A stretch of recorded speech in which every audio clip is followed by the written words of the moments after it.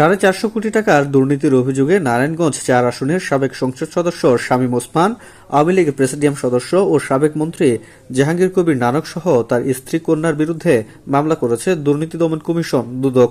বুধবার দুদকের ঢাকা ও নারায়ণগঞ্জের জেলা কার্যালয়ে মামলাগুলো দায়ের করা হয়। সংস্থাটির খুলনা বিভাগীয় পরিচালক জালাল উদ্দিন আহমদ 2 মামলার বাদী হয়ে মামলাগুলো দায়ের করেন।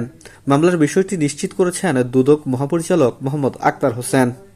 আলোচিত সাবেক সংসদ সদস্য শামীম ওসমানের মামলার এজাহারে 193,91,18,603 টাকা পাচার ও আত্মসাতের অভিযোগ আনা হয়েছে।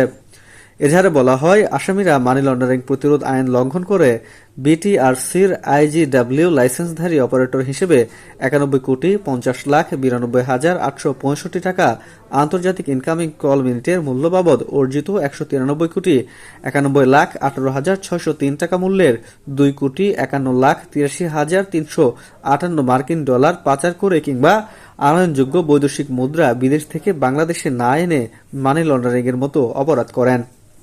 দ্বিতীয় মামলায় জাহাঙ্গীর কবির নানক, তার স্ত্রী ও রাতুল টেলিকমের চেয়ারম্যান সৈয়দা আরজমান বানু, তার মেয়ে ও ওই প্রতিষ্ঠানের পরিচালক এস আমরিন রাখিকে আসামি করা হয়েছে। মামলার এজাহারে আসামিদের বিরুদ্ধে মানি লন্ডারিং প্রতিরোধ আইন লঙ্ঘন করে 259,65,5,158 টাকা বা 3,32,84,681 মার্কিন ডলার পাচার করে কিংবা দেশের স্বার্থে আনয়নযোগ্য বৈদেশিক মুদ্রা বিদেশ থেকে বাংলাদেশে না এনে অপরাধ হয়েছে। জুলাই গণঅভ্যুত্থানে আওয়ামী সরকার পতনের পর শেখ হাসিনা বাংলাদেশ থেকে পালিয়ে ভারতে যান।